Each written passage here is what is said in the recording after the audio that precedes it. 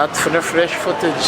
Abarukurwanira okutandikaho kwa Kabale City babwino mu kishayi kya Kabale Municipal barukworeka okushaba kwabo aha nsonga yo kuhindura Kabale Municipality ekaja ha kitinisa kya City.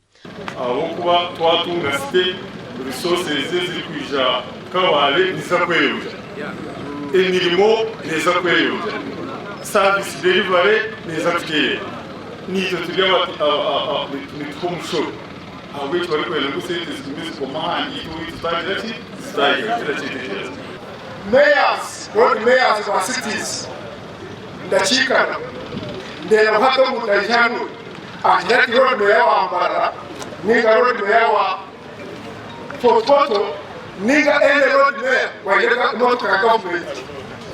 They have had Mohammed, and that man, city road mayor, Mamuyechi. Creating cities, especially like the one of Kabale, is not a priority because the government doesn't have money. It would be understood if government is putting in place a realistic plan of saying, yes, this financial year we don't have money, but next financial year we shall allocate resources. But also for those who are saying so again, should be reminded that we have Kabale municipality that has been operating with a budget. We can start with a smaller budget. We can start by reorienting the budgets that we have that are supporting the municipalities. Abandi nibajangwa ensharo za City zishemerire kukorwa kurungi kugira ngo obuhereza bwaba bwizire abatura ku rugo mbyanga byona baganyirwa mu kitinisa cyo kuhebwa City. We have seen, I'm a division chairman. I have not been called for any single meeting to discuss the boundaries that want to be annexed to the municipality for expansion. So if we are not ready internally, and when we talk about, when we give these comments, you hear some people say, now you have started politicizing. City government has taken over control itaka. Erena changa ejaba ta freehold.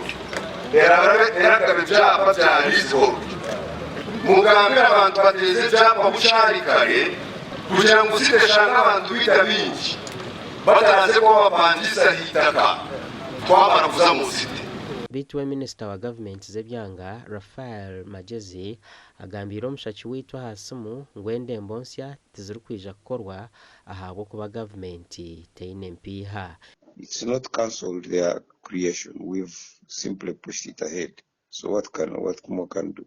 And then if finance says they don't have any money, what is their docket? They're the ones who provide money for these local governments. I hope the people of Kabale can be patient. Ishengero ry'ihanga omwaka gwa 2020 rikikirizo kutungura endembo eziri mu Kabale, Moroto, Wakiso na Kasongora na Entebbe beitu na hati tizikatandikaga kandi amasiko go kuzitungura gacendire bwanyuma ya government okubura sente gasha kwa Job na amanya omuri Kabale.